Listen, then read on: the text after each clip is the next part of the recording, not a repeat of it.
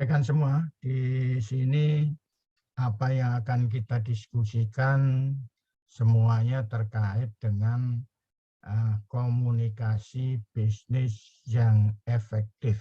Mari kita masuk lebih dalam lagi ya. Kita lihat apa yang dimaksud dengan komunikasi bisnis yang efektif. Kita ambil contoh definisinya dulu ya. Berkomunikasi efektif berarti bahwa komunikator dan komunikan sama-sama memiliki pengertian yang sama. Komunikator itu sumber suara, komunikan itu yang menerima suara, yang mendengarkan suara tentang satu pesan. Jadi kalau kita menginginkan tetap berpuasa, maka dari pihak penerimanya atau pendengarnya itu juga udah sampai bahwa yang dimaksud itu ingin puasa. Oleh karena itu dalam bahasa asing orang menyebutnya the communication is in tune. Jadi komunikasinya sudah pas. Kedua belah pihak yang berkomunikasi sama-sama mengerti apa pesan yang disampaikan. Itu di dalam definisinya, komunikasi bisnis yang efektif. Mari kita lihat lebih lanjut. Komunikasi bisnis yang efektif itu berkomunikasi dari dua belah pihak, dari pihak komunikator dan komunikan itu mempunyai pengertian yang sama. Apa itu yang maksudnya pengertian yang sama? Kalau komunikatornya bilang A, maka komunikannya menerimanya juga A. Bukan karena tidak jelas komunikatornya menginginkan A, tetapi yang didengar oleh pihak komunikan yang menerima suara itu B. Nah, itu artinya pengertiannya tidak sama dalam satu pesan. Kondisi ini disebut the communication is in tune. Jadi komunikasinya sudah tepat. Kemudian yang ketiga, kedua belah pihak mengerti pesan yang disampaikan. Oke, itu maksudnya dari komunikasi yang efektif. Sekarang bagaimana contohnya? Contoh di kehidupan sehari-hari. Kita beri contoh. Nah, jadi rekan-rekan semua, kalau kita lihat contoh di sini adalah ini adalah suatu rapat ya, dalam satu pertemuan rapat pimpinan rapat, anggap aja yang wanita ini pemimpin rapat, dia mengatakan sesuatu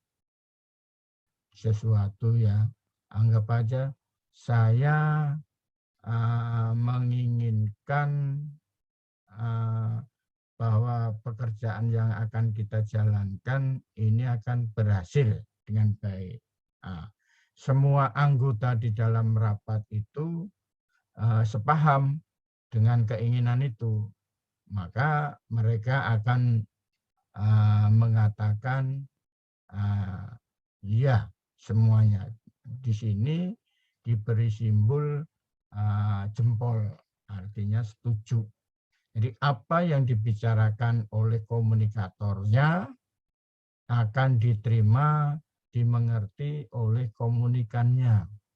Nah, komunikatornya itu adalah sumber suara ini, si wanita ini.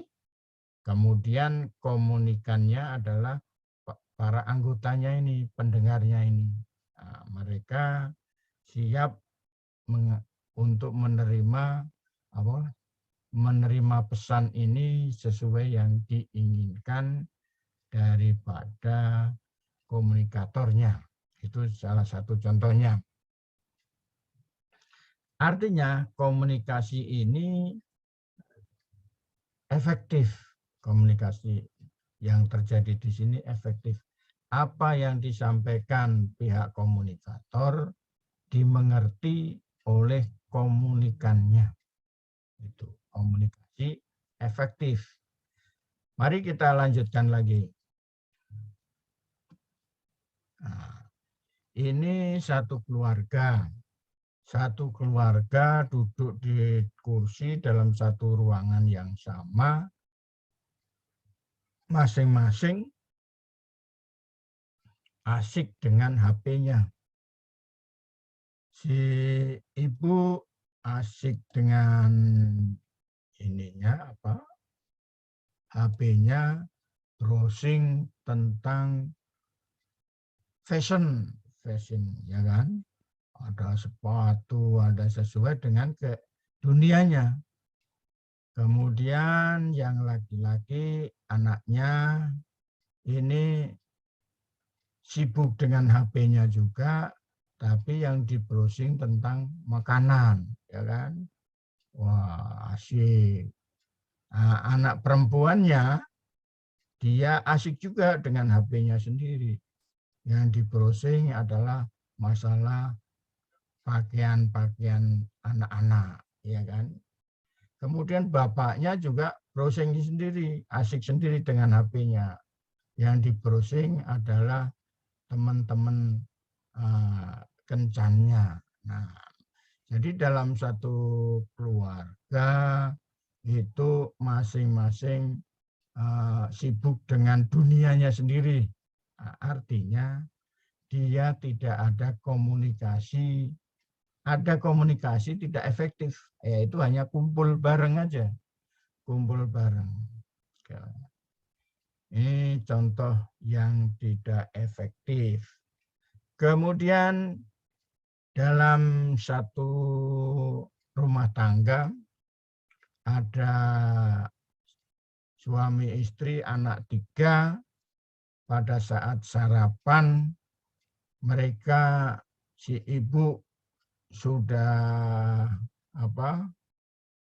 capek-capek menyiapkan sarapan, ternyata bapaknya asik telepon-teleponan, nggak tahu telepon dengan kantor atau telepon dengan siapa, tapi kayaknya di sini masalah kantor ya, karena masalah di sini terlihat ada gambar apa grafik. Nah, ini si anak laki-laki yang duduk di depan ini, dia asik dengan game. Ya. Sementara si cewek dengan HP-nya asik mendengarkan lagu, ya kan. Sementara anak cewek yang satunya lagi asik dengan fashion, ya, melalui gadgetnya juga. Sementara ibunya gregetan. Wah, ini disimbolkan dengan gergaji. Gergaji artinya marah ya. Buset dah, gua capek-capek nyiapin masakan, mereka asik sendiri dengan ininya masing-masing. Bapaknya dengan laptop, wah, ngecek pekerjaan kantornya. Oke, kita lanjutkan lagi. Nah, ini adalah orang-orang top di negara kita saat ini. Kita lihat ini mantan wakil presiden. Mantan wakil presiden. Ini orang paling top di Indonesia saat ini. Namanya LHB. Kemudian yang ini Watim Pres. Namanya Anda sendiri sudah kenal. Ini Menko yang sebelumnya, yaitu Menteri Koordinator Bidang Keuangan. Namanya Darmin Dauri. Kemudian ini sekneknya, ya kan? Kita lihat. Jadi mereka walaupun berkumpul, tapi masing-masing asik dengan HP-nya. Kita tidak tahu apa yang mereka pikirkan atau mereka lihat di dalam HP tersebut. Jadi kita melihat bahwa ini pembesar kita ya seperti ini. Kalau berkumpul di keluarga juga seperti itu. Artinya apa yang terjadi di negara kita saat ini ya ini cerminan dari mereka ini. Oke, kita lihat. Baik, itu adalah satu gambaran daripada definisi komunikasi bisnis yang efektif dan tidak efektif. Jadi kalau yang efektif itu di dalam satu tim itu mengerti apa yang dibicarakan dan mereka paham untuk melakukan. Mari kita lihat ada yang namanya 7 komunikasi atau the 7 communication. Jadi di dalam satu komunikasi itu ada 7 kegiatan yang perlu Anda ketahui. Yang pertama adalah credibility. Credibility itu artinya kredibilitas berkaitan erat dengan kepercayaan. Jadi kalau seorang pemimpin yang kredibel itu dapat dipercaya, kalau omong tidak bohong, apa yang diomongkan itu nyata, itu namanya kredibel. Nah, itu di dalam satu komunikasi itu dibutuhkan. Jadi kalau kita mempunyai seorang pemimpin yang tidak kredibel, artinya tidak dapat dipercaya, ya sudah nggak bisa didengar gitu. Kemudian yang kedua namanya kontek. Kontek itu adalah kondisi yang mendukung kontek. Jadi kalau itu gambarannya gini, kalau ada gelas diberi air, yang dimaksud dengan konteksnya adalah gelasnya tadi. Gelasnya tadi. Airnya itu disebut konten. Airnya disebut konten. Ya. Airnya disebut konten. Kemudian ada lagi yang disebut dengan clarity. Clarity itu kejelasan. Jadi kalau kita bicara, kalau seorang pemimpin bicara itu harus jelas. Jangan seperti kumur-kumur. Dia memanfaatkan anak buah, tetapi sebetulnya anak buah itu disuruh gitu loh. Disuruh. Kemudian yang berikutnya adalah continuity dan konsisten. Maksudnya adalah berkesinambungan dan konsisten. Artinya apa? Kalau komunikasi itu harus berurutan, jangan terputus. Belum selesai, sudah ditelepon orang rumah, akhirnya komunikasi terputus. Gitu. Jadi yang diajak bicara juga lupa narasumbernya, komunikatornya. Begitu orang rumahnya udah selesai ngomong, ditanya, saya tadi sampai di mana ya? Nah, itu artinya tidak continuity dan tidak konsisten. Kemudian capability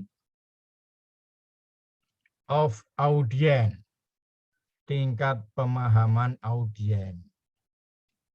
Tingkat pemahaman audiens itu artinya kalau kita bicara, itu harus melihat pada di mana dengan siapa kita bicara. Jadi tentunya akan tidak sama berbicara dengan umpamanya di dalam kelas sama kita diskusi di dalam masyarakat. Kalau di dalam satu kelas artinya dia mempunyai level kemampuan dan segmen yang satu level. Kemudian channel of distribusi. Nah, untuk agar berita yang kita sampaikan itu perlu dibutuhkan saluran komunikasi yang pas.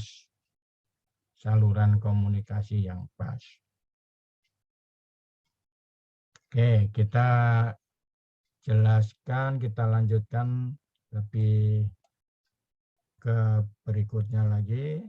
Ini adalah salah satu contoh credibility. Saya ambil dari sosial media yang ada di masyarakat, yaitu melalui sindonews.com. Ini yang terjadi sekarang, ironi di negeri sawit. Jadi kita ini kan pengekspor CPO ya. Jadi kita punya perkebunan sawit yang banyak, tapi minyak gorengnya kok mahal. Jadi di sini terlihat bahwa sampai yang namanya memperindak saja angkat tangan. Jadi negara kita ini dikuasai oleh pedagang. Begitu pemerintah menentukan harga eceran tertinggi minyak goreng hilang. Jadi ceritanya minyak goreng itu disimpan, ditarik oleh yang punya, gitu loh, yang punya. Sehingga rakyat bertanya-tanya. Begitu tanya, setelah harga eceran tidak dipakai lagi, minyak keluar dengan harga nekat, ya kan, 2 kali lipat. Artinya kita punya negara ini kok dikendalikan oleh tengkulak, gitu loh kita. Jadi posisi pemerintahan kita itu di mana gitu. Nah, ini ironi di negara sawit minyak goreng kian mahal. Itu. Oke, kita lanjutkan lagi. Contoh lagi. Ini adalah satu gambaran kita pada tahun 2012. Pada saat penguasa sekarang masih jadi rakyat jelata. Wah, dia teriak-teriak tentang kenaikan BBM. Kemudian dia protes. Kalau kamu naikin BBM, marah. Nah, itu. Nah, sekarang kebalikan, sekarang yang dulu protes di 2012, 2014, sekarang jadi penguasa. Begitu barang-barang naik, dia diam saja. Jadi artinya di dunia politik itu yang menang ya yang kuasa, gitulah. Jadi dengan orang yang sama, kondisi yang berbeda ya berbeda. Dulu dia protes segala macamnya, begitu jadi penguasa, dia diem aja. Artinya dulu masalah kenaikan harga minyak, sekarang kenaikan harga minyak didiemin sama dia. Malah dia memberikan satu statement yang tidak mengenakkan rakyat gitu. Oke, kita lanjutkan. Ini sekarang kita masuk di konteks. Nah, di konteks yaitu kondisi yang mendukung. Sekarang pertanyaannya, apa peran orang-orang ini bagi persatuan Indonesia? Jadi orang-orang ini adalah orang-orang yang dibayar untuk memperkeruh suasana. Memperkeruh suasana. Coba kita selama ini, baru pemerintahan ini, ada orang-orang yang seperti ini. Orang seperti ini. Bukan mempersatukan Indonesia, tapi mengacak-acak Indonesia. Nah, itu suasana jadi hancur gitu. Indonesia itu dari mulai pemerintahan yang sekarang itu kan tidak pernah kondusif. Karena begitu ada kejadian ini dia muncul. Ya, yang terakhir kasusnya yang satu ini yang paling kiri itu entah itu settingan entah apa, dia begitu mahasiswa dipukuli, ada si FPI yang dibunuh 6 orang, itu adem. Sementara sekarang begitu Ade Armando itu jadi korban, semuanya bergerak. Padahal ada hal yang lebih penting, yaitu harga. Kenaikan harga itu sangat menyulitkan rakyat. Karena di dalam amanat Undang-Undang Dasar itu kan salah satu tugas daripada kepala negara itu mensejahterakan rakyat. Sekarang pertanyaannya, apakah rakyat sejahtera? Itu.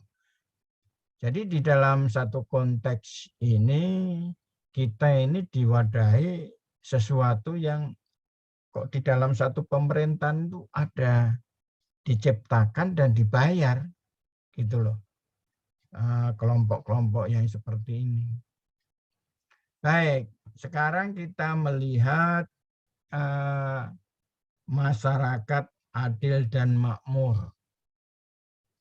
Masyarakat adil dan makmur, kita lihat pemerintahan kita dari awal sampai sekarang itu membangun jalan tol, kemudian membangun tambang, membangun airport, membangun KA cepat, membangun IKN. Nah, apakah itu adalah sarana untuk masyarakat adil dan makmur? Nah, adil dan makmur. Sekarang Anda sendiri yang merasakan ya. Anda sendiri yang merasakan. Bisa nggak kondisi itu? Kalau jalan tol itu kalau menghubungkan antar kota yang jauh atau apa, oke lah. Tapi cara bekerjanya yang biasanya kalau ada proyek pemerintah itu kan ditenderkan ya. Wah, kalau ini ditunjuk langsung, itu kan satu proses yang sudah dari aturan pekerjaan harus ditenderkan. Sekarang kan ditunjuk langsung, maka muncul harga-harga siluman. Nah, jadi kan ada tempo hari yang jalan layang, ada yang tumbang, ada yang patah. Nah, ini akibat daripada pengawasan yang kurang bagus. Kemudian tambang kita apakah untuk keadilan masyarakat di Indonesia? Ya kita rasakan sendiri, kita lihat sendiri ya. Saya nggak mau berkomentar. Kemudian airport kita lihat di BIJB yang jelas-jelas kelihatan kasat mata itu, yang Kertajati itu, mulai dari dibangunnya juga sudah bermasalah, pengoperasiannya juga bermasalah, kemudian setelah dioperasikan airline tidak ada yang mau di situ karena tidak ada penumpangnya. Nah, itu artinya itu merugikan keuangan negara. Kemudian kita lihat KA Cepat. KA Cepat itu sudah dikerjakan, tetapi begitu kenyataannya yang awalnya mengatakan tidak akan menggunakan anggaran APBN, sekarang sudah dimasukkan. Yang tadinya ditenderkan, tahu-tahu ditunjuk langsung Cina yang sebagai pelaksananya. Nah, sekarang harga KA Cepat ini 114 triliun itu lebih banyak sama harga yang ditawarkan Jepang. Sekarang kan pertanyaannya, kita ini seperti apa? Pertanyaannya kan dulu milih Cina karena semuanya beres ditanggung. Sampai peraturan-peraturan dibuat, ya kan? Untuk mempermudah mereka menggunakan kedatangan karyawan atau apanya. Kemudian IKN itu untuk masyarakat adil makmur itu cepat tercapai enggak? Dan apakah sudah perlu kita pindah ibu kota? Kalau sebetulnya kalau kita punya duit, itu ya gampang-gampang aja silahkan. Tapi kan semuanya itu mulai dari tambang, airport, jalan tol, segala macam ini kan kita ngutang. Uangnya kan ngutang. Kalau ibarat kata dalam satu keluarga, kepala keluarganya itu hobinya ngutang, apa yang terjadi? Ya keluarga itu bangkrut, ditagih sana sini oleh debt collector. Ya ini tidak jauh berbeda kan? Nah, itu gambarannya gitu. Jadi ini yang dilakukan oleh pemerintah pada saat ini. Apakah pas atau tidak? Nah, silakan Anda pikir sendiri. Untuk mencapai masyarakat adil dan makmur. Baik, kita lanjutkan lagi. Masalah clarity. Kita hidup di Indonesia sepertinya kita itu mengalami kayak di zaman company, adanya politik divide et impera. Jadi ada memecah belah, ya kan? Memecah belah.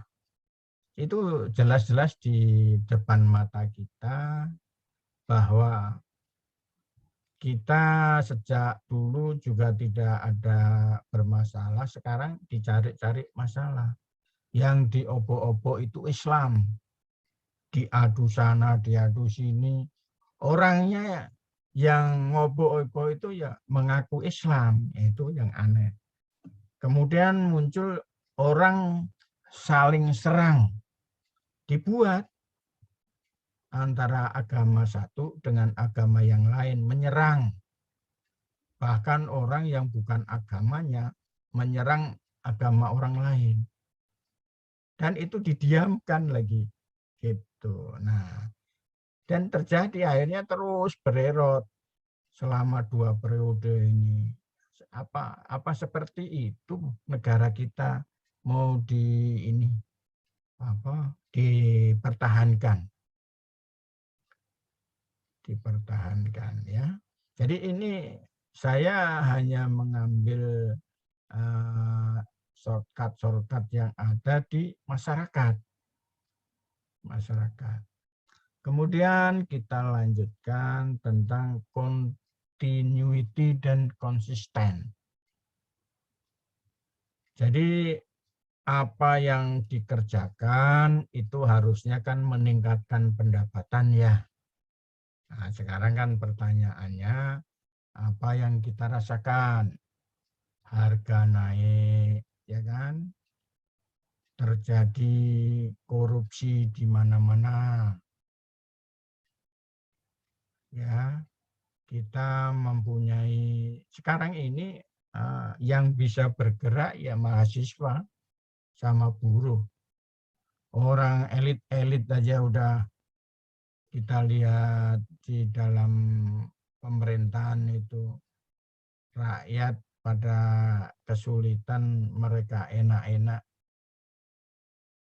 untuk menikmati uang rakyat, pajak dinaikkan, jadi itu kan sebetulnya kan satu cara untuk memperoleh pendapatan dari rakyat, ya paling banyak dari pajak menaikkan harga gitu.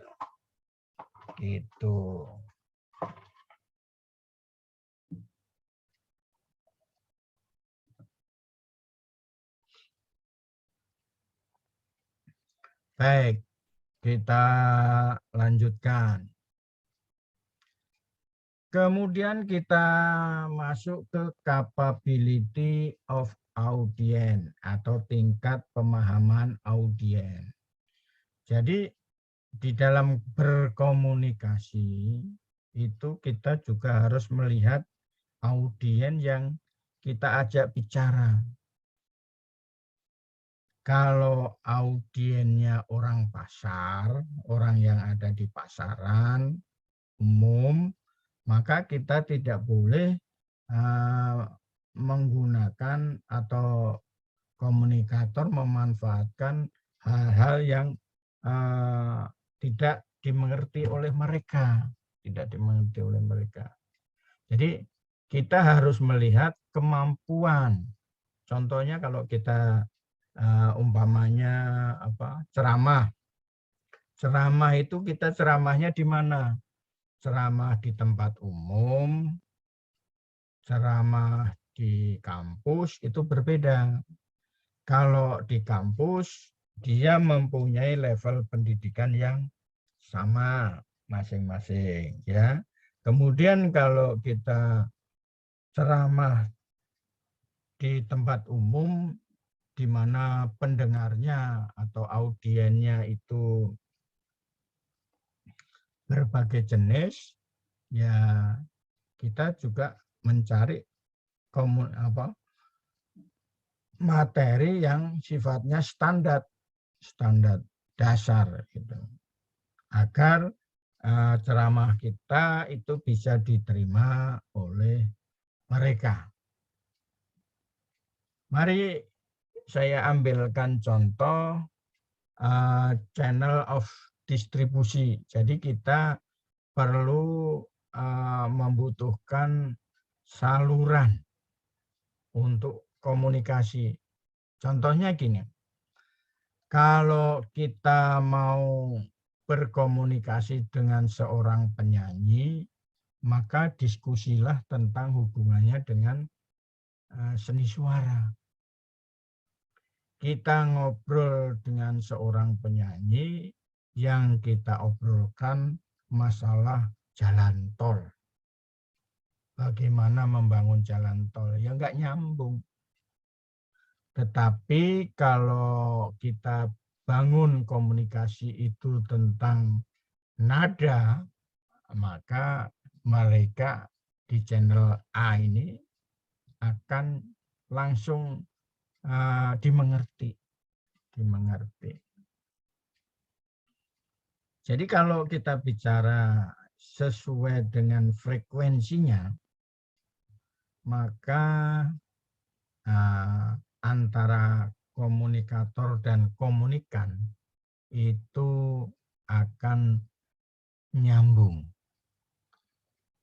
Kemudian kalau kita masuk ke atlet, olahragawan atau olahragawati, maka diskusinya ya tentunya harus di bidang olahraga, terutama olahraga yang sedang didiskusikan.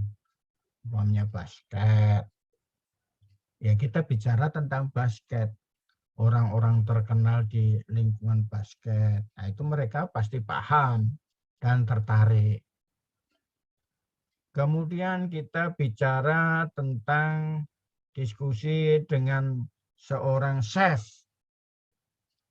Nah, itu artinya kalau kita ngomong tentang sayur mayur ya langsung diterima dengan senang hati dan akan dijelaskan sedetail-detailnya. Tetapi kalau kita di channel C ini kita diskusi tentang pesawat terbang, ulang-alik itu bisa ngorbit ke luar bumi, ya mereka pasti menolak ya. Kemudian seorang dokter atau paramedis, kita menggunakan channel D. Contohnya kita pergi ke dokter, kita tanyanya tentang, Pak, kalau kita mau ini masak mie yamin caranya gimana ya? Si dokternya ya marah.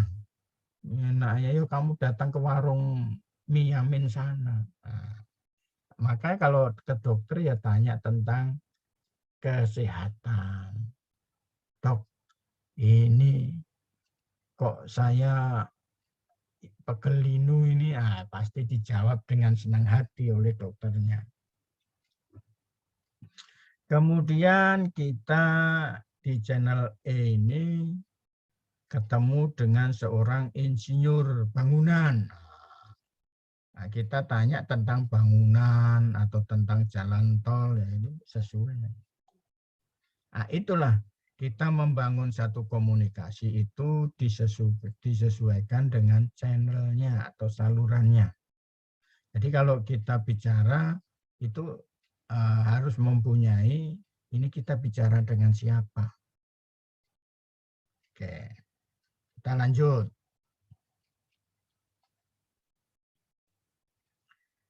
Teknik penyampaian pesan efektif. Ada 4 di sini yang ditampilkan. Yang pertama, pesan harus dirancang dan disampaikan sedemikian rupa sehingga dapat menarik perhatian sasaran yang dimaksud. Kemudian yang kedua,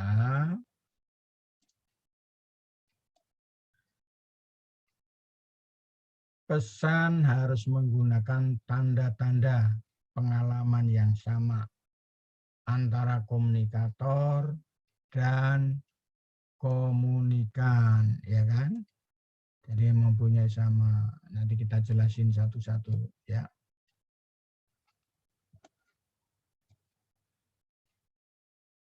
Kemudian yang ketiga, pesan harus membangkitkan kebutuhan pribadi pihak komunikan dan menyarankan beberapa cara untuk memperoleh kebutuhan itu. Yang keempat, komunikator harus dapat menyampaikan pesan sesuai dengan kepentingan pendengarnya. Oke, kita lanjut. Kita jelaskan satu-satu ya. Kita lihat. Sekarang yang pertama, pesan harus dirancang dan disampaikan sedemikian rupa sehingga dapat menarik perhatian sasaran yang dimaksud. Saya hanya ingin memberi contoh, ini adalah buku kenang-kenangan sekolah ya. Nah, disuruh, di situ ada nama, tempat lahir. Nah, di sini ada yang di kolom merah ini. Saya senang sekolah di sini. Selain gratis, guru-gurunya juga jarang hadir. Nah, ini kan sesuatu yang menarik. Jarang masuk. Nah, itu yang terjadi. Jadi ini menjadi salah satu perhatian. Jadi kalau kita ingin membuat satu pernyataan komunikasi, maka pesan harus dirancang, disampaikan sedemikian rupa sehingga dapat menarik perhatian sasaran yang dimaksud. Ini kan orang yang membaca kan, nah, ini adalah salah satu yang menjadi daya tarik. Weh, kita lanjutkan lagi ya. Yang kedua di sini adalah pesan harus menggunakan tanda-tanda pengalaman yang sama antara komunikator dan komunikan. Nah, kita lihat.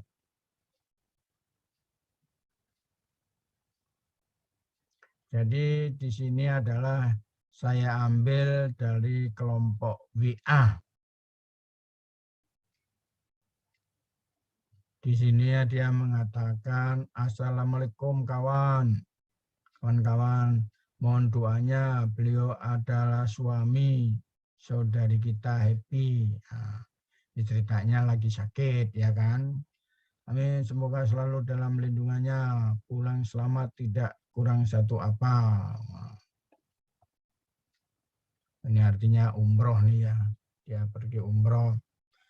Semua grup memberikan ini apa, doa. Kemudian dijawab pula dengan yang memberi Assalamualaikum. Teman terima kasih atas. Nah, di sini maksudnya orang-orang ini adalah orang yang mempunyai pengalaman yang sama, yaitu alumni SMA. Nah, SMA ini, SMU.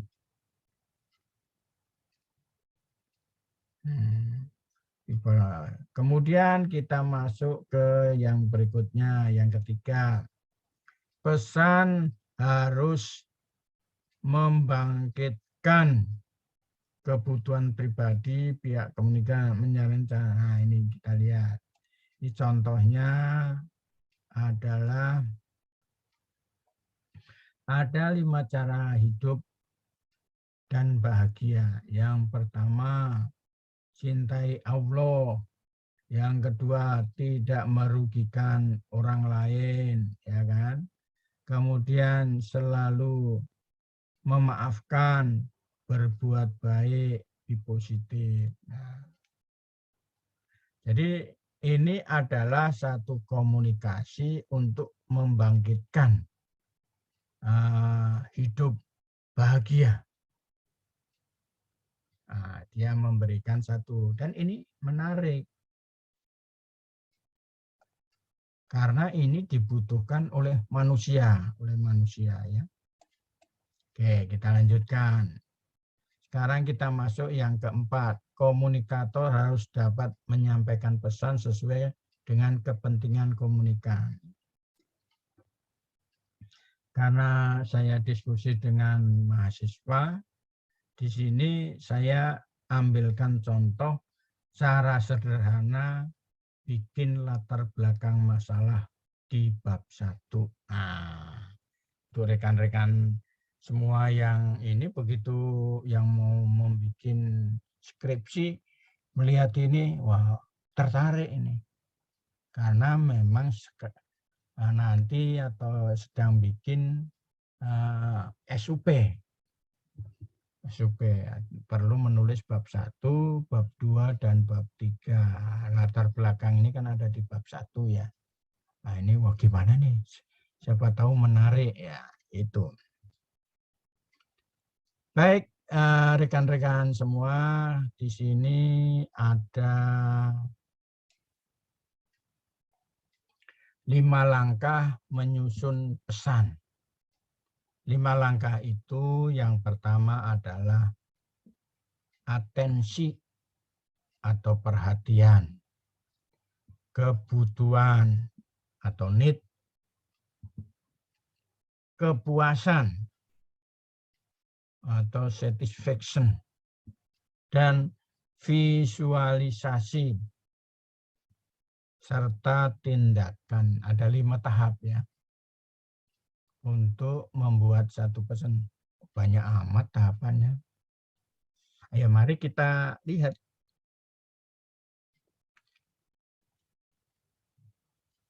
Langkah pertama adalah memberikan perhatian. Nah, mari coba kita membuat satu perhatian. Yang pertama, breaking news. Uang THR sudah ditransfer ke rekening masing-masing. Nah, sekarang kalau orang mendengar THR pada masa bulan Ramadan ini, pasti ada berita seperti ini kan semua saya yakin akan langsung melihat rekeningnya masing-masing. Benar enggak? Ya kan? Itu salah satu perhatian, membuat perhatian. Atensi atau perhatian. Ini adalah salah satu cara menyusun pesan. Kita membuat satu hal yang menarik. Kemudian yang kedua, kebutuhan. Pemerintah menyediakan kendaraan mudik gratis. Harap segera mendaftar. Siap KTP dan KK. Sudah vaksin lengkap. Wah, ini yang menarik kan ada mudik gratis Lebaran nih ya. Mudik gratis Lebaran. Nah, udah. Ini adalah kebutuhan, ya kan? Kebutuhan. Kebutuhan rakyat kecil yang perlu dipikirkan. Kemudian yang ketiga, kepuasan. Kepuasan. Kepuasan di sini kita melayani masyarakat kecil. Di sini diberi pengumuman lokasi pemberangkatannya, jadwalnya, ya kan?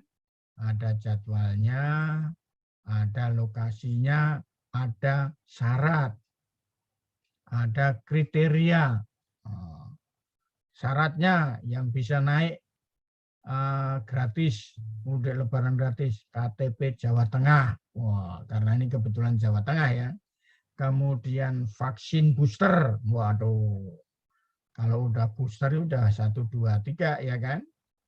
Kemudian kriteria asisten rumah tangga, pengemudi ojek online, buruh bangunan, pedagang kecil atau asongan. Jadi kalau kalian mau mudik Lebaran gratis, silahkan pekerjaan kalian adalah asisten rumah tangga, pengemudi online, buruh bangunan, pedagang kecil, atau asongan. Nah, kalau para mahasiswa mau bergabung dengan para asisten rumah tangga, silahkan. Ngaku, saya asisten rumah tangga, di mana di kampus, ya, boleh juga. Itu namanya akal. Baik, kita masuk ke langkah berikutnya. Nah, visualisasi. Visualisasi itu memberikan gambaran dengan gambar atau video kegiatan yang mudik gratis tadi. Mudik gratis tadi ya. Nah, jadi bahwa mudik gratis tadi itu bukan bohongan, tapi beneran ada. Oke, kita lanjutkan lagi ya. Sekarang bagaimana mendengarkan secara efektif.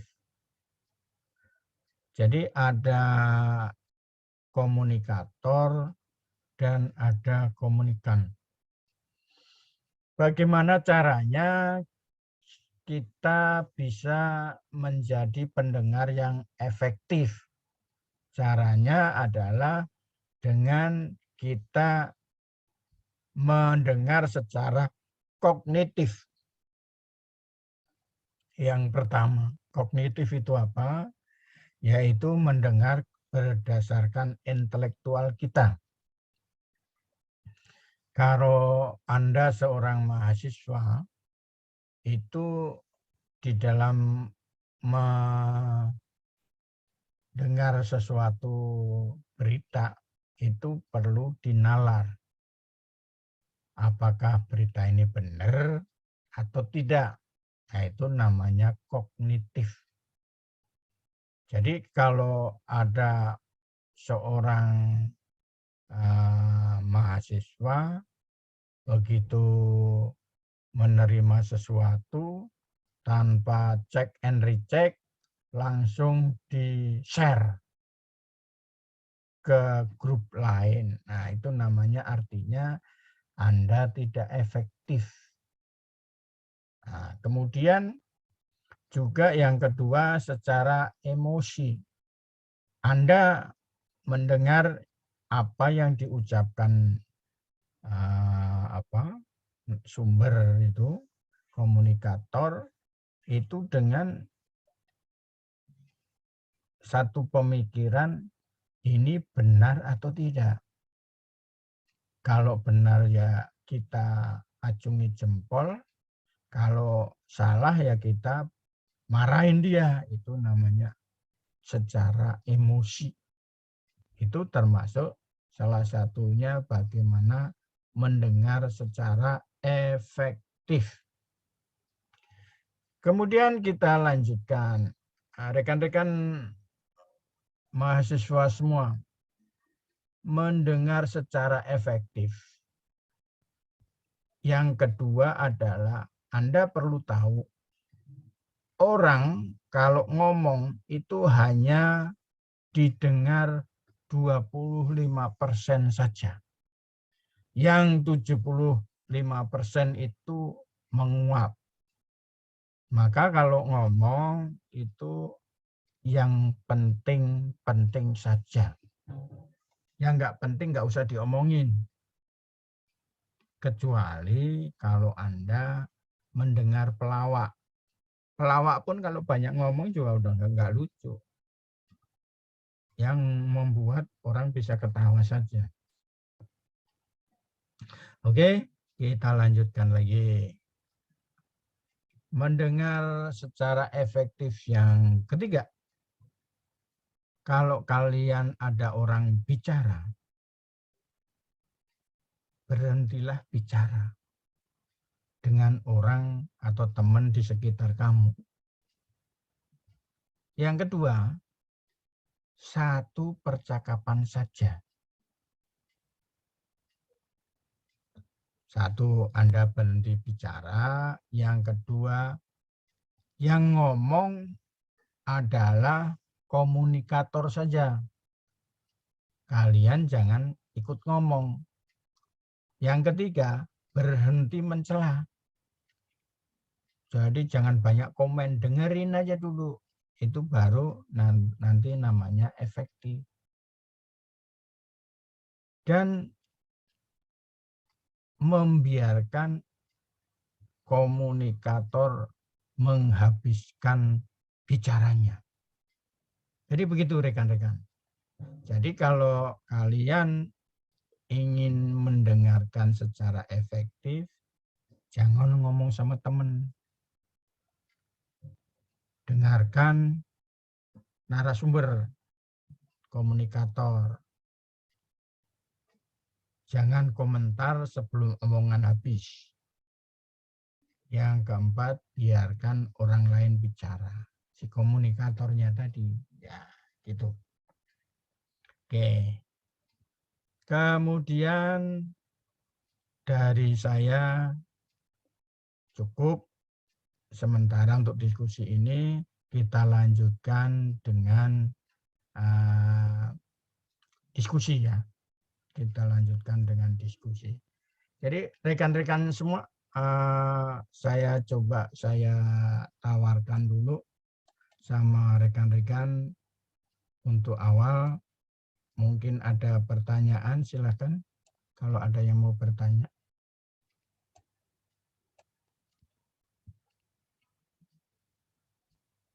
Apakah ada yang mau bertanya?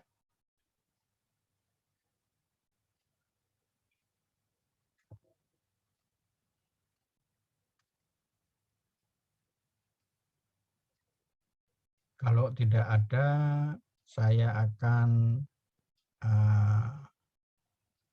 bertanya kepada teman-teman. Hamidah, ada Hamidah?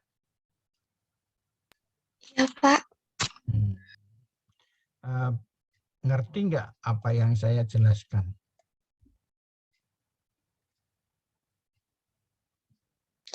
Ada yang kurang paham, Pak. Apa itu yang kurang paham? Coba ditanyakan. Sebentar.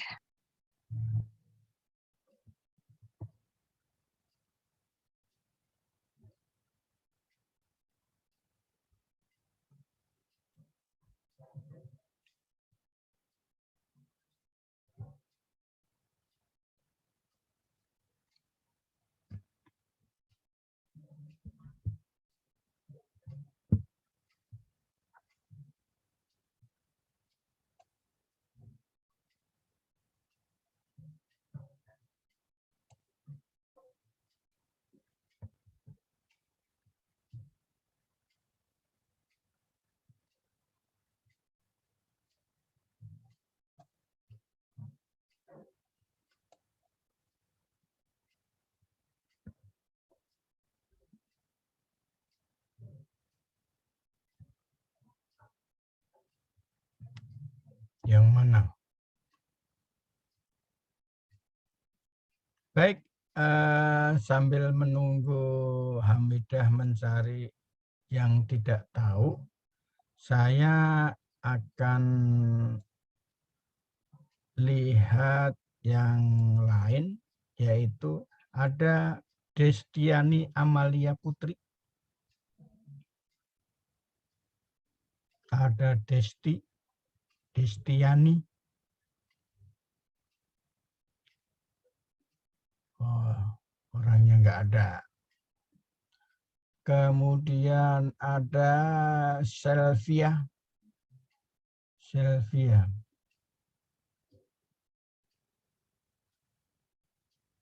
Ada Selvia.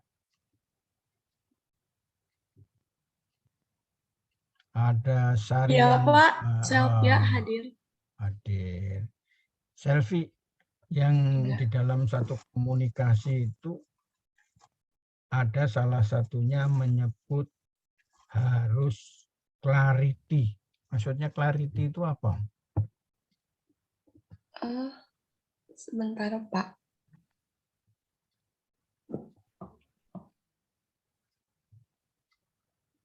Kita sambil menunggu Hamidah ya. Juga Selvia. Ya, silakan Hamidah. Untuk teknik penyampaian nih Pak. Kan untuk penyampaian pesan itu kan ada tekniknya Pak untuk biar efektif.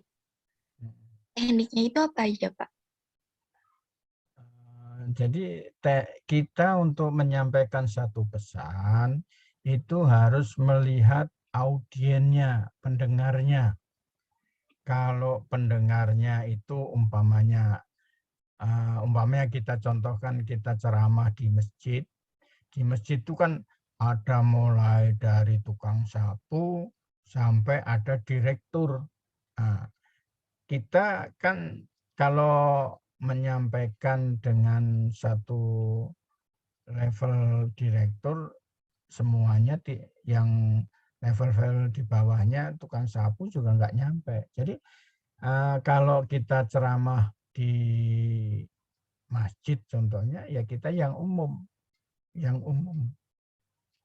Hanya orang yang mendengarnya, oh dia jebolan dari perguruan tinggi, nah, itu tahu karena dia istilah baik. Padahal yang dipentingkan informasi yang diberikan oleh si komunikator, narasumber itu nyampe ke pihak audiennya gitu loh. Jadi kalau kita bicara di komunitas akademi ya kita nggak perlu ini, artinya kita takar udah tahu levelnya gitu. Jadi di umum sama di ini kita tidak bisa menyamakan cara bicaranya. Itu Hamidah. Berarti untuk salah satu tekniknya melihat audiens terlebih dahulu ya Pak? Iya, kita melihat Baik, audien. baik, terima kasih Pak. Kemudian gimana Selfie?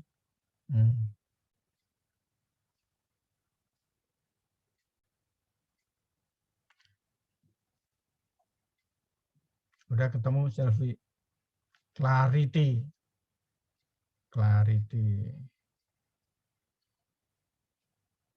Jadi clarity itu kita kalau bicara, kalau berkomunikasi itu harus jelas.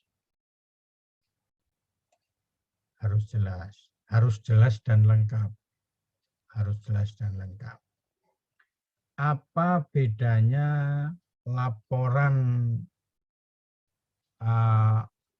orang antara kita lihat ya udah. Jadi kalau kita bicara itu harus lengkap data dukungnya. Kalau kita mau bicara kita harus membawa data dukung. Gitu. Baik, saya cukupkan sekian untuk pertemuan hari ini. Terima kasih. Wassalamualaikum warahmatullahi wabarakatuh. Waalaikumsalam warahmatullahi wabarakatuh. Terima kasih Pak.